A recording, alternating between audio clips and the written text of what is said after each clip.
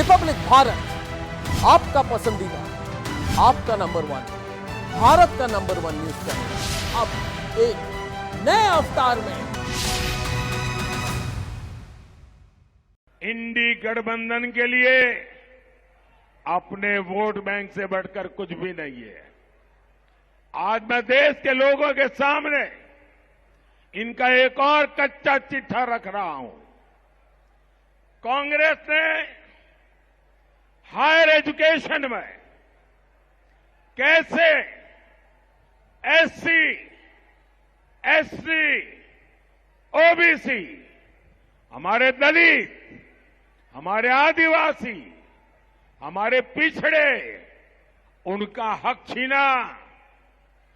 देशवासी जरा सुनो, ये अपने आप को बिन सांप्रदायिक कहने वालों ने दलित भाइयों के साथ, आदिवासियों के साथ, पिछड़ों के साथ कैसा घोर अन्याय किया है।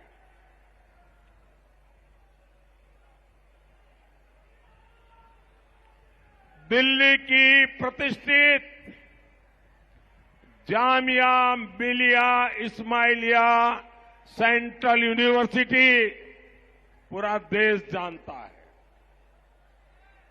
60 साल तक ये यूनिवर्सिटी बाकी यूनिवर्सिटियों की तरह एक सामान्य शिक्षा संस्थान के रूप में चल रही थी। इसमें भी दलितों, पिछड़ों, आदिवासियों को रिजर्वेशन मिला करता था। लेकिन 2014 के चुनाव जीतने के लिए मनमोहन सिंह की सरकार ने, कांग्रेस सरकार ने,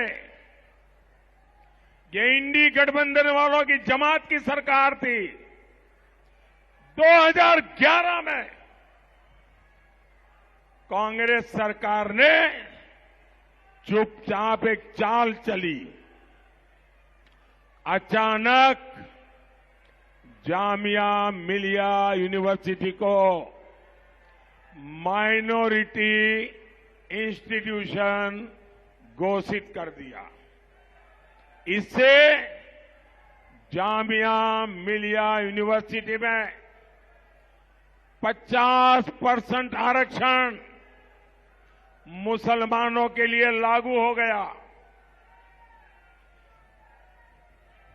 2011 के पहले एडमिशन में सभी एससी, एसटी, ओबीसी को आरक्षण मिलता था।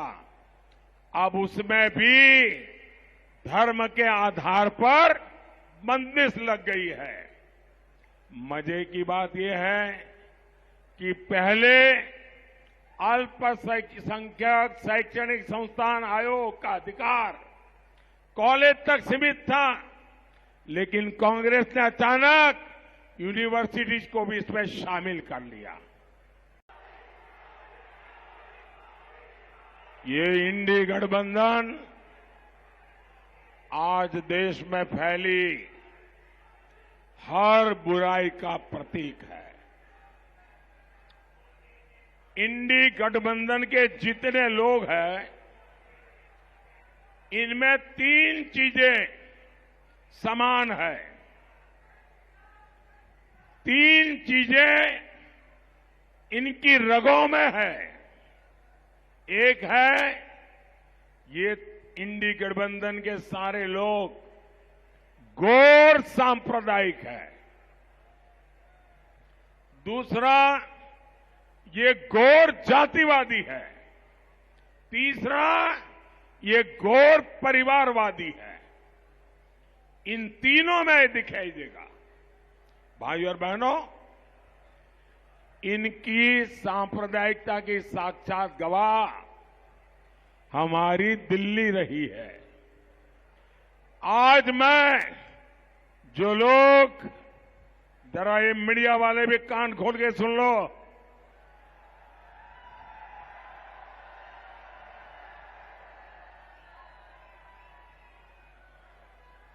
दिल्ली में जो लुटियन गैंग है, जो खान मार्केट गैंग है, उसने इन गौर सांप्रदायिक लोगों की रक्षा करने में अपनी जिंदगी खपा दी है। उनके पापों को देश की जनता से छुपाने का पाप किया है। और मैं इस चुनाव में एक लड़ाई लेकर के निकला हूं। जिन लोगों ने भारत के संविधान के साथ धोखा किया है, जिन्होंने भारत की बिन सांप्रदायिकता की भावना के साथ धोखा किया है, अब समय आ गया है ऐसे गौर सांप्रदायिक लोगों को देश पहचाने, मेरे मुसलमान भाई भी पहचाने। अब तक 400 से ज्यादा सीटों का मतदान हो चुका है। 5 चरणों ने बीजेपी एनडीए की मजबूत सरकार पक्की कर दी है।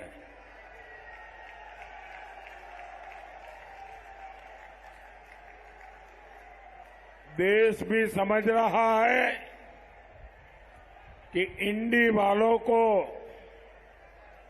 अगर गलती से भी कोई वोट पड़ गया तो वोट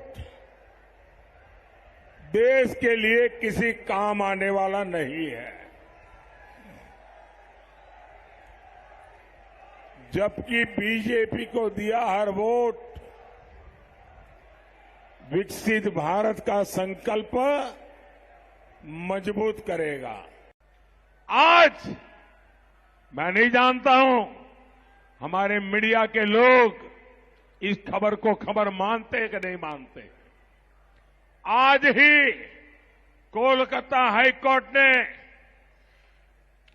इस इंडी अलायंस को एक बहुत बड़ा तमाचा मारा है।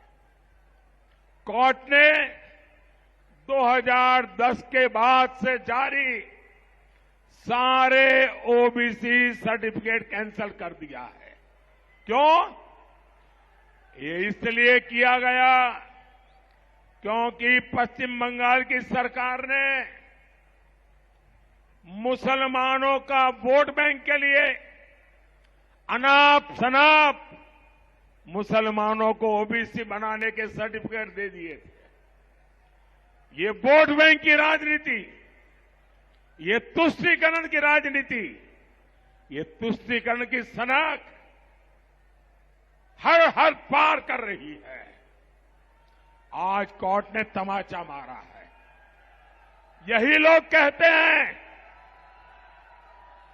2019 के फरवरी में मैंने रिपब्लिक भारत शुरू की। इतनी सपोर्ट मिली हमारे राष्ट्रवादी चैनल को कि 1 साल के अंदर भारत का नंबर 1 चैनल हो गया। उसके बाद कई लोगों ने मेरे खिलाफ और रिपब्लिक मीडिया नेटवर्क के खिलाफ साजिश की।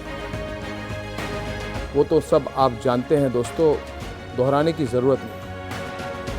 आज मैं उन सब लोगों को कहना चाहता हूं कि रिपब्लिक भारत एशिया के सबसे बड़े न्यूज़ रूम से ऑपरेट करेगा और एशिया के सबसे बड़े स्टूडियो कॉम्प्लेक्स, जिसको हमने संघर्ष और तपस्या से बनाई। और आज मैं ये भी कहना चाहता हूं कि जितने मेरे शुभचिंतक हैं, जिन्होंने सोचा था कि अर्नब गोस्वामी को रिपब्लिक भारत से दूर कर देंगे, उन्हें फिर से सोचना पड़ेगा, क्योंकि मैं अर्नब गोस्वामी कभी रिपब्लिक भारत नहीं छोड़ सकता और रिपब्लिक भारत पे ही मैं वापस आ रहा हूं।